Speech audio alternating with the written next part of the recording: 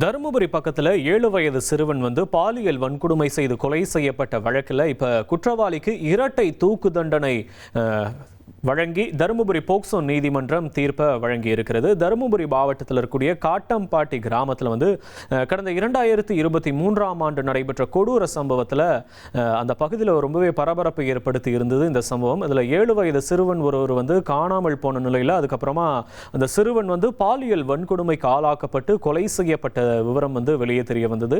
இந்த சம்பவம் தொடர்பாக காவல்துறையினர் தீவிர விசாரணையெல்லாம் மேற்கொண்டு அதே பகுதியைச் சேர்ந்த பிரகாஷ் என்ற நபரை கைது பண்ணியிருந்தாங்க. அவர் மீது போக்சோ சட்டம், பாலியல் வன்கொடுமை, அப்புறம் கொலை உள்ளிட்ட பல்வேறு பிரிவுகள் எல்லாம் வழக்கு பதிவு செய்யப்பட்டிருந்தது. இந்த வழக்கு தருமபுரி போக்சோ சிறப்பு நீதிமன்றத்தில் தொடர்ந்து விசாரணைக்கு அரசு தரப்புல சாட்சிகள் ஆவணங்கள்லாம் தாக்கல் செய்யப்பட்டு குற்றச்சாட்டுகள்லாம் நிரூபிக்கப்பட்டுச்சுன்னு நீதிமன்றம் தரப்புல தெரிவிக்கப்பட்டிருந்தது. இந்த நிலையில் தான் வழக்கினுடைய இறுதி தீர்ப்பு வழங்கிய சிறப்பு நீதிமன்ற நீதிபதி அசின் பானு அப்புறம் குற்றவாளி பிரகாஷுக்கு பாலியல் வன்கொடுமை மற்றும் கொலை குற்றங்களுக்காக 2 தனித்தனி தூக்கு தண்டனைகளையும் அது மட்டும் இல்லாமல் 10 ஆண்டுகள் கடுங்காவல் தண்டனையும் விதித்து உத்தரவிட்டு இருக்கிறார். முக்கிய செய்தியை பார்க்கிறோம். தருமபுரி சிறுவன் கொலை வழக்கில் குற்றவாளிக்கு இரட்டை தூக்கு தண்டனை விதித்து உத்தரவு பிறப்பிக்கப்பட்டிருக்கு.